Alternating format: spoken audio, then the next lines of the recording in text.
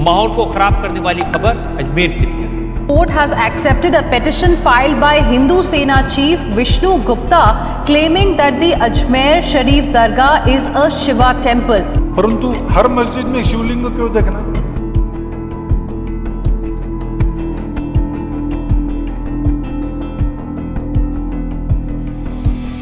पहले मसाजिद और अब मुस्लिम मज़ारात।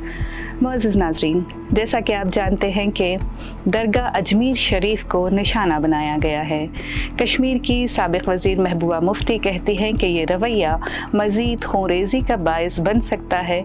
सवाल ये है कि इस फ़िरक़ावाराना तशद्दुद को हवा देने की ज़िम्मेदारी कौन लेगा? ये तशद्दुद हिंदुस्तान की तक़सीम के दौरान हुई तबाही को दोहरा रहा है। भारत में मजहबी मक़ामात को लेकर तनाज़ात में तेज़ी से इजाफ़ा हो रहा है। ज्ञानवापी मस्जिद, शाही ईदगाह और दीगर कई मस्जिदों के बाद राजस्थान की तारीखी दरगाह ख्वाजा मोइनुद्दीन चिश्ती को संकट मोचन महादेव मंदिर करार देने की कोशिश की जा रही है। 27 नवंबर को अजमेर की सिविल अदालत ने विश्व हिंदू सेना के सदर विष्णु गुप्ता की दरखास्त को समाअत के लिए कबूल कर लिया। दरखास्त में दावा किया गया है कि दरगाह की जमीन पर पहले एक मंदिर था और हिंदू रसूमात अदा की जाती थीं।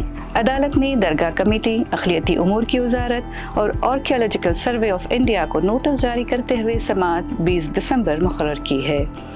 All India Muslim personal law board ने इस मामले पर गहरी तशवीश का इजहार करते हुए इसे कानून और आइन का मजाक करार दिया है। तर्जुमान डॉक्टर SQR इलियास ने कहा कि 1991 के प्लेसेस ऑफ वर्शिप एक्ट के तहत किसी भी इबादतगाह की हैसियत को 15 अगस्त 1947 की हालत में बरकरार रखा जाना ज़रूरी है।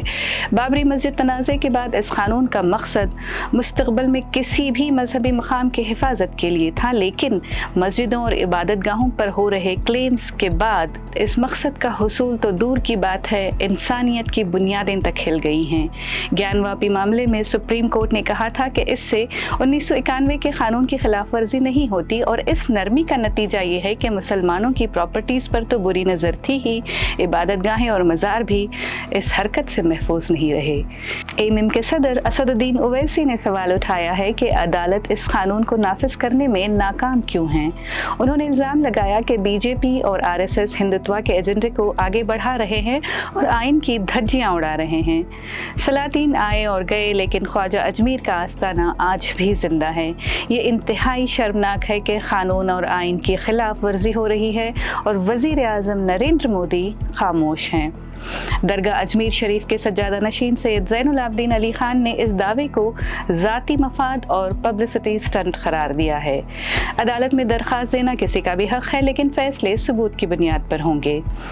हाल ही में संभल की जामा मस्जिद में पथराव के नतीजे में 5 अफराद की मौत से ये मसला मज़ीद हसास हो गया है।